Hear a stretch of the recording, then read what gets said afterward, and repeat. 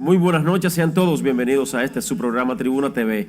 Aquí estamos como de costumbre, como cada sábado, con cada uno de todos ustedes, como de costumbre. Agradecido siempre del Altísimo por esta nueva oportunidad que nos brinda de estar aquí siempre con la sintonía que ustedes pues nos brindan. Disculpando a nuestro compañero Giovanni Morillo que está en asuntos personales, no estará hoy con nosotros, pero sí me encuentro con nuestro compañero Roberto Rivas.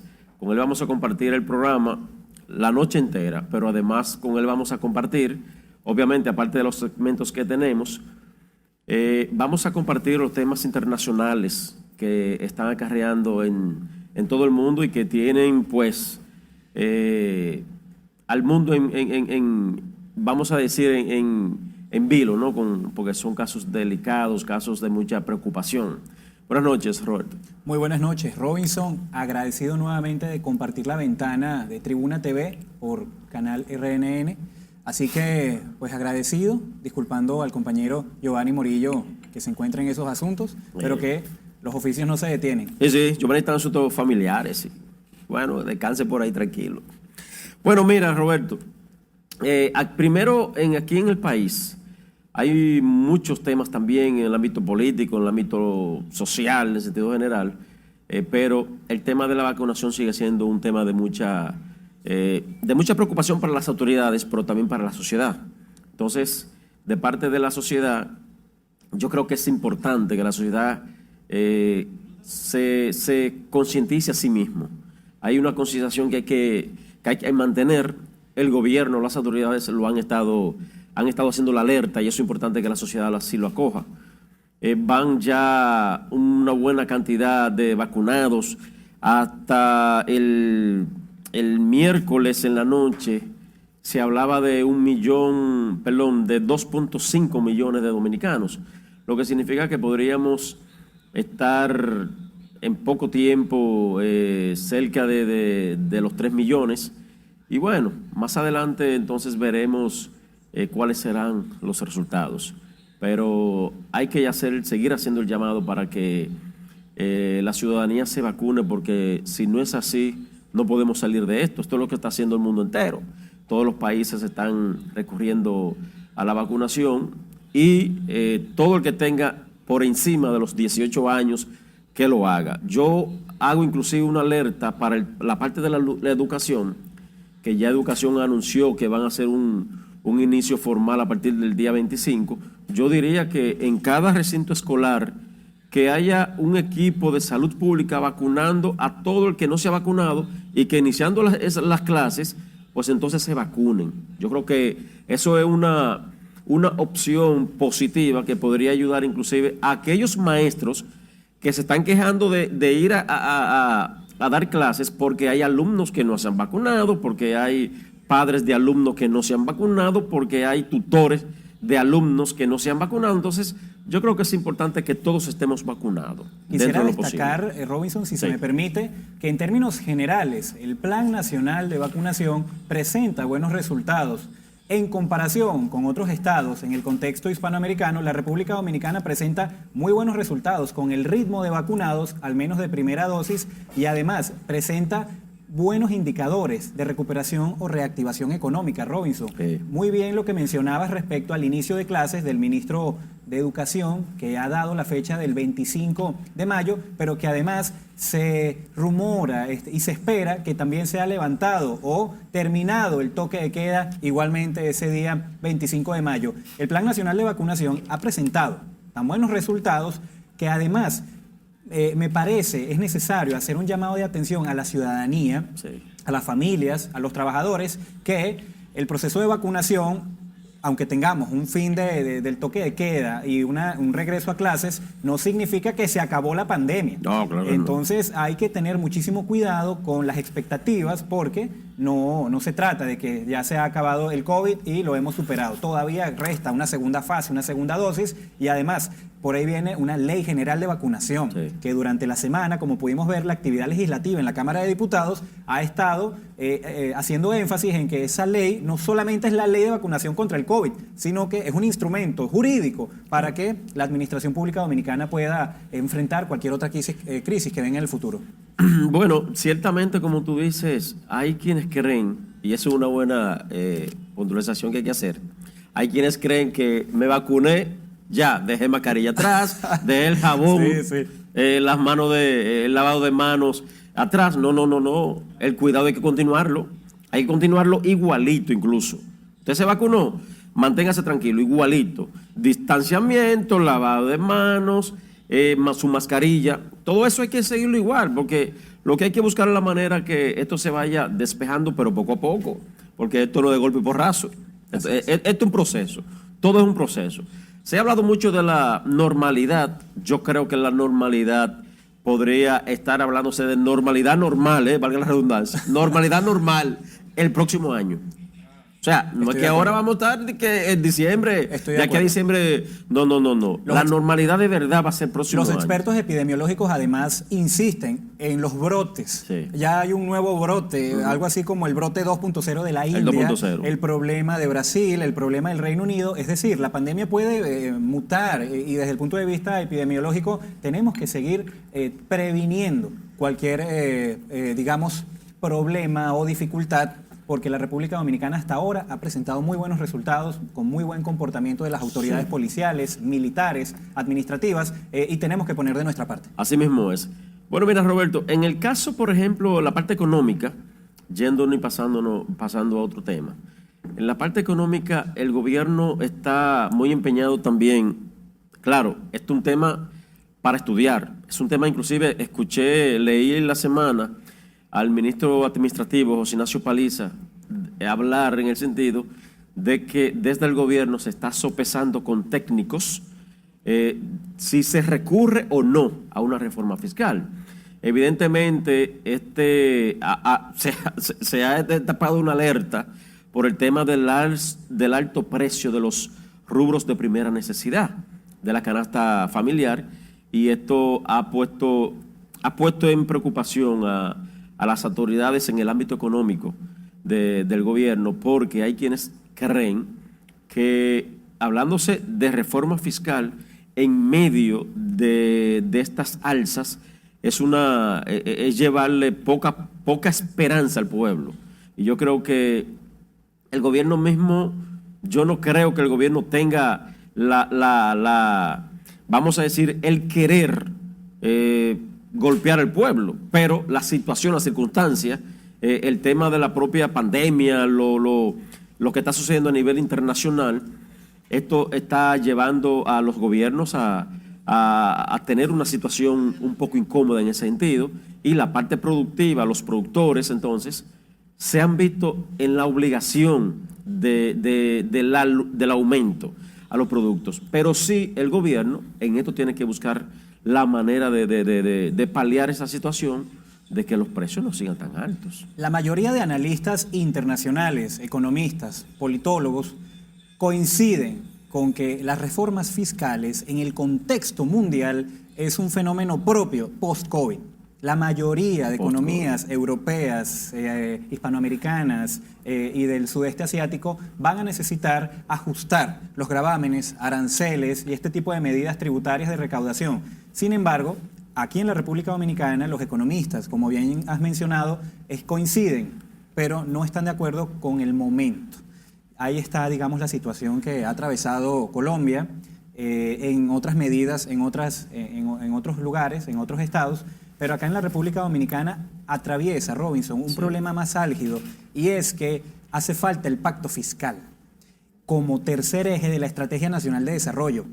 Ya se ha firmado el pacto educativo en 2014, se ha firmado recientemente el pacto eléctrico, y el tercer pacto que falta de la Estrategia Nacional de Desarrollo es precisamente el pacto fiscal. Entonces me parece que desde el punto de vista politológico, que se ha ido revisando y se ha ido discutiendo en prensa, en otros centros de debate y de discusión, no puede darse una reforma tributaria que no comprenda el consenso generalizado de los actores políticos, y eso puede ser un poco más difícil. No fue lo que sucedió en Colombia, sino que se llevó la reforma tributaria sin consenso con el Comité de Paro, que ya desde el año 2019 venía dando manifestaciones de descontento. Esperemos que en la República Dominicana suceda lo contrario.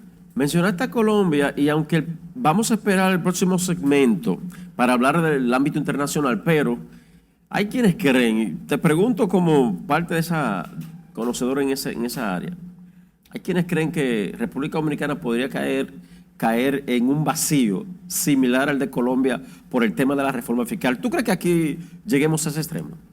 Me parece que sociológicamente la nación dominicana está acumulando pesares con la economía, la canasta, los combustibles, pero me parece que lo que ha sucedido en Colombia, y lo digo sin conocimiento preciso, ¿no? Porque no tengo, digamos, cómo llegar a conocer tantos detalles, pero me parece que lo que ha sucedido en Colombia tiene actores que planificaron varios meses antes este tipo de expresiones. Algo sucedió en Venezuela con otros propósitos, con otras orientaciones, naturalmente, respecto al gobierno y la oposición política, pero me parece que en la República Dominicana no se están cocinando los actores necesariamente en ese sentido.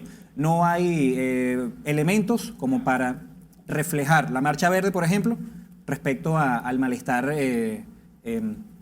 con una posible o eventual reforma fiscal. Me parece que mueve más el aborto, mueve más este tipo de cuestiones anticorrupción, sí. El malestar de, digamos, los funcionarios militantes del PRM respecto a los puestos de empleo. Eso ha movido más que hasta ahora una reforma fiscal. No se han dado expresiones multitudinarias contra la reforma tributaria y ya esto tiene semanas sonándose.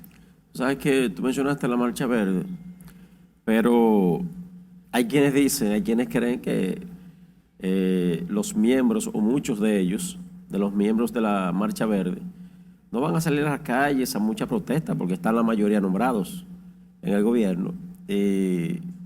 La activación de la Marcha Verde, en su mayoría, no todos, obviamente, la activación fue para atacar al gobierno pasado.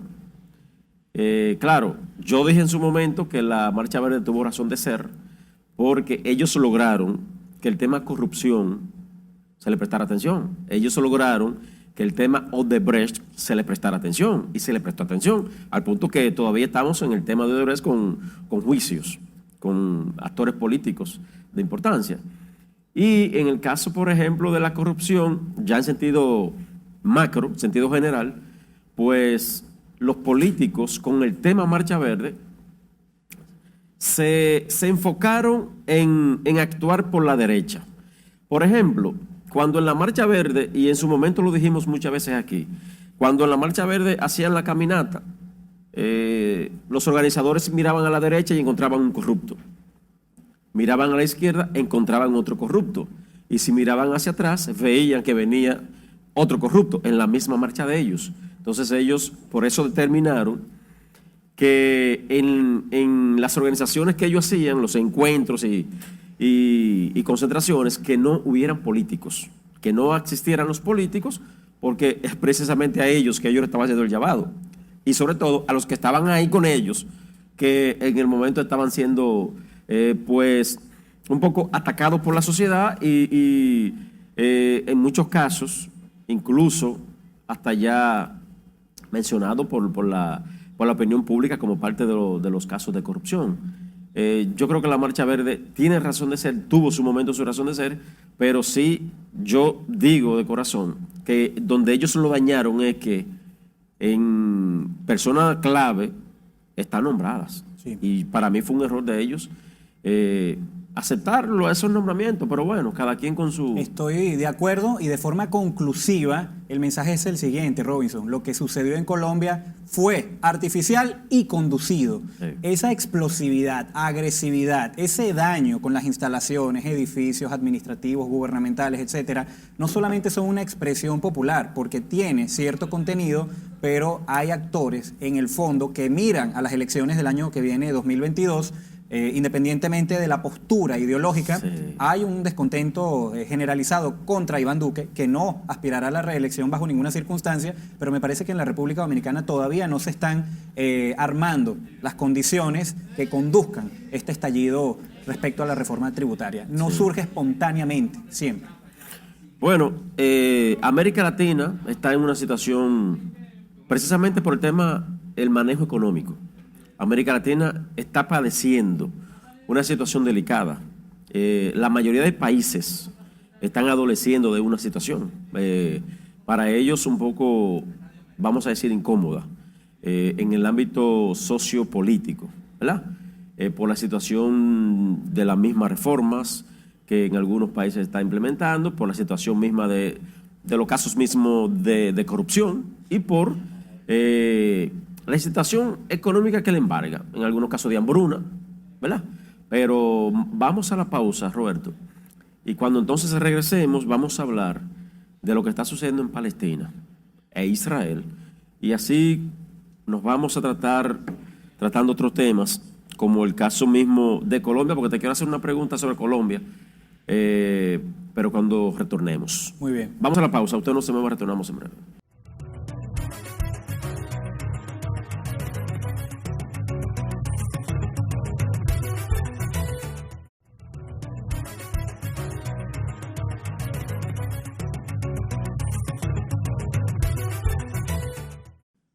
Bien, señores, continuamos aquí en Tribuna TV. Bueno, Roberto, cuando Donald Trump era presidente, uno de los casos que más se complicó en su mandato fue cuando la embajada de Estados Unidos, la que había en Tel Aviv, él la mudó de Tel Aviv a Jerusalén, dando a entender que Jerusalén era la capital de Israel. Eso en su momento armó un problema, sí, sin lugar a dudas. Esto que está sucediendo ahora con Israel y Palestina, la gente asocia un poco aquello que hizo Trump con esto. Y es una situación totalmente pecaminosa que está, no sé si tú viste lo que sucedió con la periodista que en medio de reportaje que ella estaba haciendo, detrás de ella estaba derrumbándose la torre. Sí. Dame tu opinión de todo esto, por favor.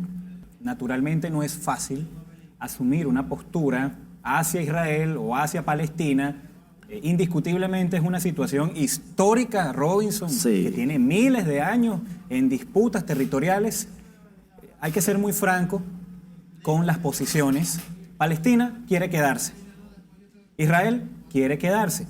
Desde el año 47, Israel ha tenido una expansión territorial, inmobiliaria, de domicilio, de urbanismo, etcétera, y ha ido reduciendo significativamente, para no decir absolutamente, aquellos territorios que pertenecieron a la nación palestina por tantos años. Y más bien me refiero, pertenecieron de una forma que pues no se expresa, sí, la soberanía palestina sobre los territorios. Palestina cuenta con el apoyo de estados del Consejo de Cooperación del Golfo, Cisjordania, Jordania, Egipto. Se han llevado a cabo innumerables protocolos, acuerdos, tratados, etcétera. Sin embargo, lo que ha sucedido desde el viernes 7 de mayo, el último viernes del Ramadán, que es una fecha importante para los musulmanes, pero que también las mezquitas y los establecimientos son importantes para la religión, claro, del judaísmo, me parece que no podemos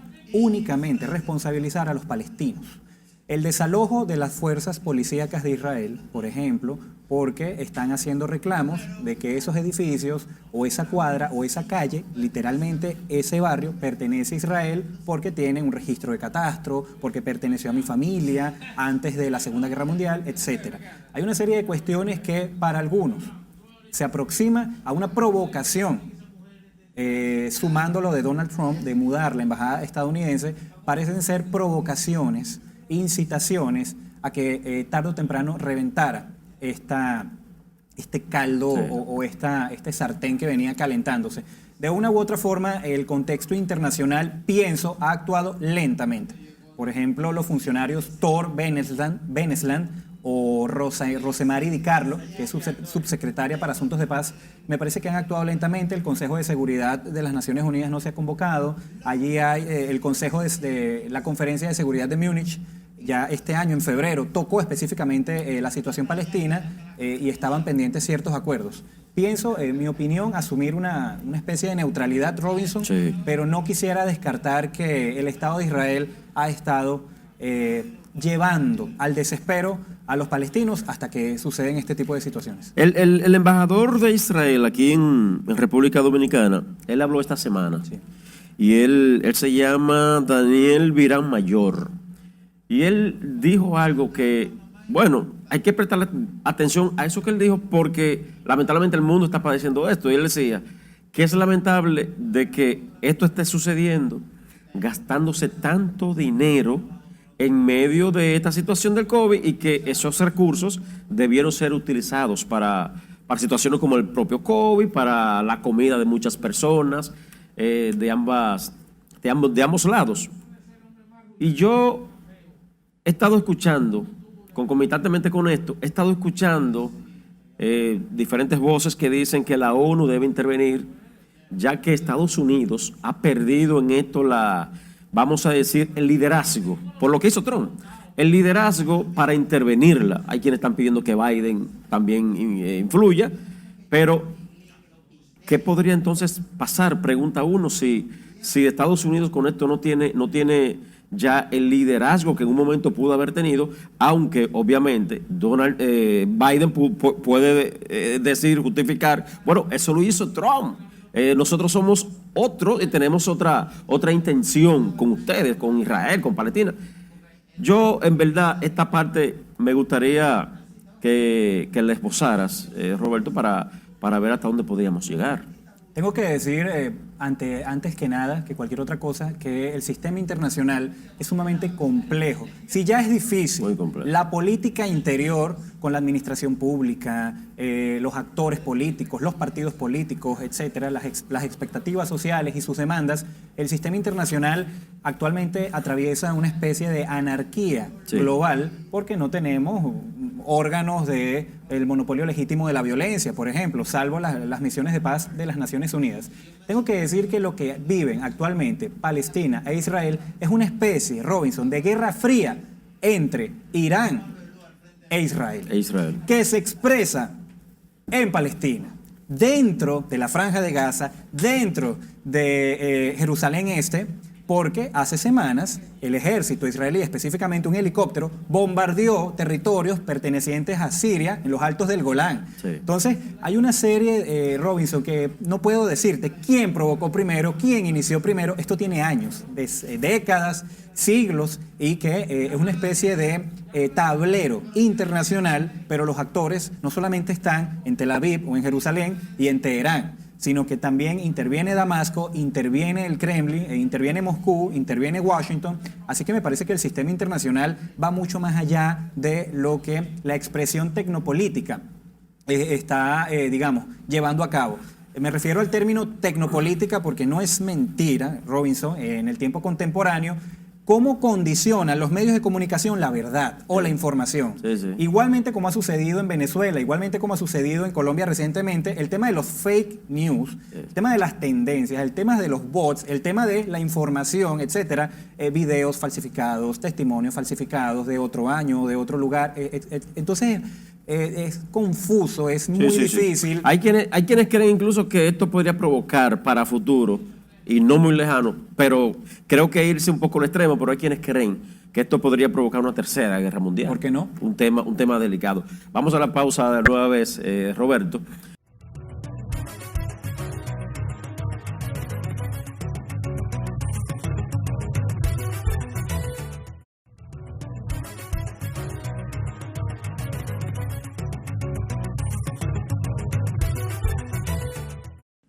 Bueno, muy bien, señores, miren. Me satisfizo algo, Roberto. En la semana leí, me parece que fue el propio jueves, de que Nicolás Maduro está en disposición de reunirse, de sentarse en la mesa del diálogo con Juan Guaidó. Yo me contenté, hasta lo subí a mi Twitter e Instagram y le hice un llamado a los venezolanos en República Dominicana. Atención, venezolanos. Yo esto lo veo como un augurio positivo, lo veo bien de que eso se dé. Ahora, ¿será sincero ese llamado que está haciendo Trump? Es que son igualitos. Nicolás Maduro. ¿Cuál es tu opinión? Francamente, en Venezuela, de forma general, podríamos dividir a la oposición política entre los electoralistas que confían casi que ciegamente en el calendario electoral, las elecciones libres, bajo condiciones justas de observación electoral, y está otro sector de la oposición política, que es el sector, digamos, de la presión, de la sanción, del respaldo internacional para la renuncia, como una vía constitucional que permita, luego de la renuncia, un consenso entre las partes. Pienso que en este año 2021 tomará fuerza, Robinson, como lo está tomando cada vez más, la vía electoral.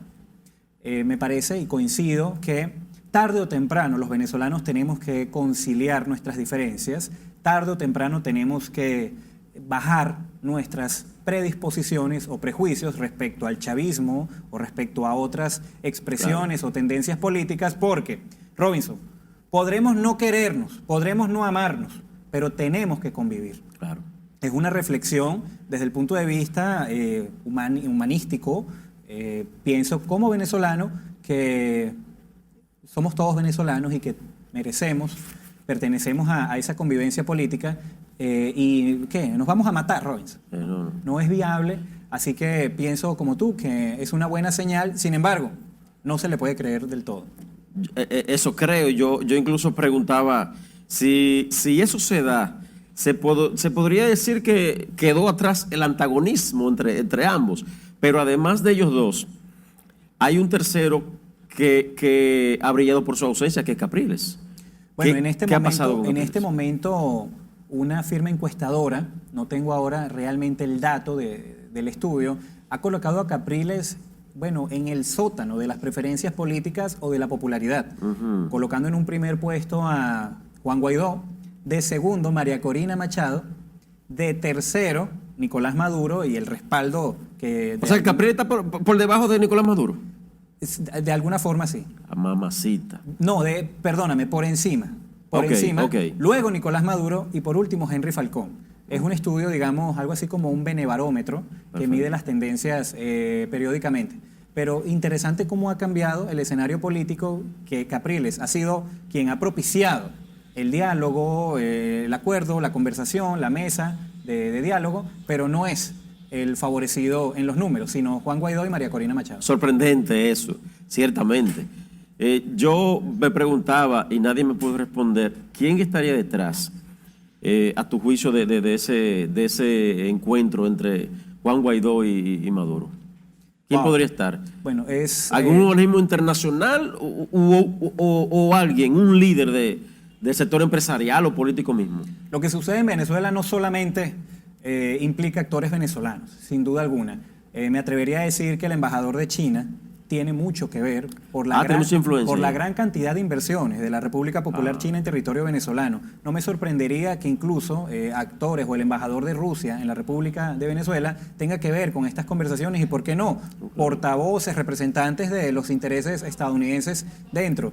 Un actor clave, Cuba, con toda la renuncia de Raúl Castro, de la presidencia y del Partido Comunista Cubano, ha colocado o ha dejado a Manuel Díaz-Canel, al presidente cubano, con cierta participación. Pero ha quedado rezagado, Canela. Ha quedado rezagado y me parece que está dando señales ahora porque se está discutiendo en Cuba una reforma constitucional. Me parece que estos son actores que tienen muchísimo que ver. Me parece que la salida, o mejor dicho, el futuro de Venezuela no depende solamente de los venezolanos. Es lamentable, por supuesto, es una pena, pero así sucede por la gran cantidad de intereses geopolíticos, petroleros, mineros que existen sobre Venezuela. Ciertamente. De Colombia te quería preguntar, que ahorita lo iba a hacer. El presidente colombiano, Iván Duque, él dijo, incluso en una rueda de prensa que tenía, parado en el podio, él mismo dijo que él no osaría por repostularse nueva vez.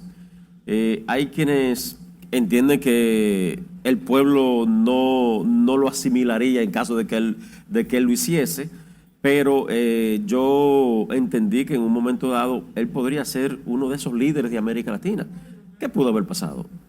De una u otra forma se ha desgastado la figura presidencial que ha ostentado o que ha ejercido Iván Duque. Desde el comienzo, desde el año 2018, me parece, y es una percepción desde el punto de vista analítico que he podido realizar sobre el caso, Iván Duque no estuvo siempre en las preferencias. Básicamente llegó allí por el respaldo de Uribe, del expresidente. Fue coyuntural. Sí, del expresidente Uribe, además de que lo menos malo es Iván Duque respecto a Gustavo Petro. Perfecto. Que fue alcalde de Bogotá, etcétera, y que ha sido un símbolo de esa parte de Colombia que respalda o respaldaba a Gustavo Petro. Me parece que para el año que viene no tiene vía, no tiene ninguna oportunidad electoral, matemática, política para continuar. Y quisiera ir un poco más allá. Sí. Me atrevería a decir que la vicepresidenta colombiana, Marta Lucía Ramírez, puede ser una candidata interesante. Sabemos que los vicepresidentes de Colombia recientemente aspiran a la presidencia. Aspiran, sí. Sucedió con Juan Manuel Santos, sí. Y de una u otra forma puede ser que Marta Lucía Ramírez, con una comunicación muy interesante, Robinson, Marta Lucía Ramírez ha responsabilizado a Nicolás Maduro con el narcotráfico y las conexiones de los paramilitares, la guerrilla y el narcoestado venezolano con lo que ha sucedido en Colombia. Pero es que Maduro tiene a su lado a ¿cómo que le llaman? A este señor que... Iván Márquez. No, el otro, que dice que tiene una cola de aquí a Higüey. Caramba, este líder que era canciller suyo, de Nicolás Maduro, uno de los hombres de confianza de él, que en su momento incluso se habló que los Estados Unidos tiene un expediente muy, muy amplio sobre él. Entonces, esa acusación que le hace ella a Maduro es precisamente por... Caramba, se me fue el nombre de este líder. Jorge Arriaza. No es el otro, que tiene un nombre raro también. Que fue canciller. Saab. No. Tarek William Saab. Caramba, más adelante entonces vamos a recordarlo. Pero yo recuerdo que ese era la cabeza armadora de todo lo que pasaba en el entorno de... Elías Agua. No, de Nicolás Maduro. Pero más adelante vamos a decirlo, porque yo no me voy de aquí sin eso. No me quedo dado. Vámonos a la pausa. Ustedes no se muevan, tornamos en breve.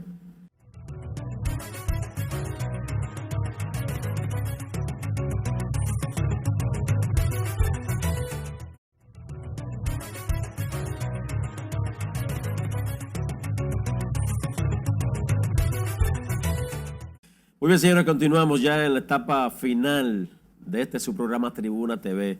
Bueno, antes de ir a la pausa, teníamos un tema en agenda, que era un nombre que nos hizo la vida un poco imposible ahí. Hablábamos de Diosdado Cabello, que es el hombre de confianza prácticamente de Nicolás Maduro, y ha sido señalado, siempre ha sido señalado como uno de esos hombres que le dan una imagen negativa al liderazgo político de Venezuela, incluyendo al gobierno mismo. Nos referíamos a él. Bueno, el 2022 va a ser un año de mucho ajetreo político a nivel internacional, porque también ahí viene Lula da Silva, en Brasil.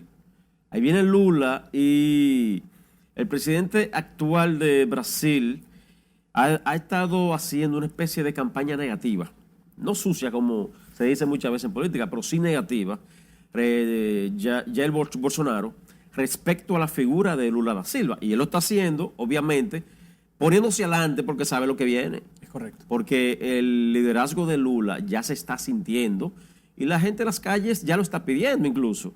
Y las encuestas los tienen bien posicionados. Lo que yo sí creo es que Brasil se podría levantar en sentido figurado, levantar porque Diosdado Cabello fue ahí lo que fue en Estados Unidos Donald Trump en cierto sentido por el manejo mismo. El COVID caracterizó aquí a muchas figuras, porque lo del COVID con Bolsonaro fue una fatalidad para los brasileños. En México, al final él entró en conciencia, AMLO, Andrés Manuel López Obrador. Correcto. Pero en Brasil, este señor no le importaba el COVID, se burlaba de la gente hasta que le dio a él. Cuando le dio a él, igual que Donald Trump, fue que entendieron que el COVID en verdad existía. Pero Brasil se ve con un poco de esperanza al ver que Lula da Silva podría ser su candidato. Me parece, Robinson, que es muy interesante, sumamente interesante, y además puede cerrar ese ciclo electoral que han denominado la ola rosa, una especie de nuevas socialdemocracia o nuevos paradigmas, nuevas candidaturas en el marco o en el paradigma del Foro de Sao Paulo, que ha quedado subordinado al Grupo de Puebla. Y el Grupo de Puebla es aquella constelación de presidentes y modelos políticos alineados con Andrés Manuel López Obrador. Me parece que el resultado el año que viene, el 2022, podría cerrar ese ciclo, porque México, una economía tan grande hacia el norte, y Brasil, una economía tan grande hacia el sur, cierra ese juego geopolítico y puede dar o determinar finalmente hacia dónde va o qué éxito ha tenido la nueva ola rosa. Perdió en Ecuador Rafael Correa, sí. Perdió Evo Morales, al menos en el nivel provincial y municipal, y ahí está. Vamos a ver qué sucede el 6 de junio en Perú, que es una economía importante del contexto suramericano, así que coincido que, y además, el futuro de Venezuela, si tuvo un chance o una oportunidad desde el punto de vista de las relaciones internacionales con Iván Duque en Colombia y con Bolsonaro en Brasil para ejercer una especie de presión desde el punto de vista geopolítico, sí. Y por supuesto Guyana por el este, me parece que lo que suceda en Brasil podría incluso darle a Nicolás Maduro un poco más de oxígeno, ¿o no? ¿Y qué podría pasar? Bueno, poniéndonos en el caso de que ciertamente llegue a la presidencia nueva vez Lula da Silva, ¿qué podría pasar con los casos entonces que en un momento se le señalaron de corrupción? ¿Que eso quedaría atrás o qué tú crees que podría pasar ahí? Me parece que la justicia del Estado Federativo de Brasil debe llevar adelante ciertas investigaciones. No ha desaparecido Odebrecht. Odebrecht es una empresa con capital y con accionistas de Brasil, y que se ha multiplicado o que ha salpicado sus negocios turbulentos en otras latitudes, como en la República Dominicana. Sin embargo, lastimosamente en la política o en la historia se escribe o la escriben los ganadores. Así que me parece que el resultado electoral puede dejar esa huella borrada o podría terminar de... Sí, yo no sé si tú viste, yo lo vi alrededor de un mes y medio más o menos, de que Odebrecht, su casa matriz, allá mismo en Brasil, correcto, cambió su logotipo, cambió su imagen, cambió hasta los colores del logo, lo cambió todo. Yo no sé si se tiene ellos mismos como empresarios, tienen la estrategia de que si vuelve Lula al poder, ellos podrían entonces continuar normal y sobre todo con un nuevo logo, con nueva imagen. Y así funciona, no sé. Robinson. Desde el punto de vista del realismo político, la impunidad de muchas formas se convierte en aquello que determina el resultado electoral o que apoya cierta candidatura presidencial, y que independientemente de que gane uno u otro, estos actores que permanecen a la sombra de manera informal, detrás de la cortina, terminan por imponer o deponer presidentes. Ahí aquí, cogiendo un avión y viniendo al patio, ¿cómo tú ves el espectro político nacional? En la República Dominicana, viniendo de donde vengo, veo que muchísimas cosas funcionan bien. Desde el punto de vista de los servicios públicos, los servicios básicos, la economía, los supermercados, las farmacias, la gasolina, es decir, la disponibilidad de bienes y servicios de consumo directo, alimentos, etcétera. Sin embargo, pienso que al igual que en Venezuela, la corrupción deteriora muchísimo el tejido y el sentido de la justicia, el sentido de los tribunales, claro, el sentido de la relación de los dominicanos con el gobierno, y por lo tanto una especie de desafección o deterioro de esa conexión emocional con la representación política inclusive. Estoy muy contento de estar acá en la República Dominicana, sin embargo es un tema que se tiene que superar cuanto antes. Más adelante vamos a seguir ampliando estos temas porque obviamente son temas que continuarán, pero me gustó la participación, que tuviéramos juntos compartiendo este escenario. Igualmente. Porque tratamos unos temas importantísimos del ámbito internacional, de la geopolítica, ¿no? Y me gustó. Nos vemos, Roberto, ya nos dice que nos vamos. A ustedes, como siempre, agradecerles la amabilidad de estar siempre con nosotros cada sábado. Y el próximo sábado, pues, entonces estaremos ya todo el equipo.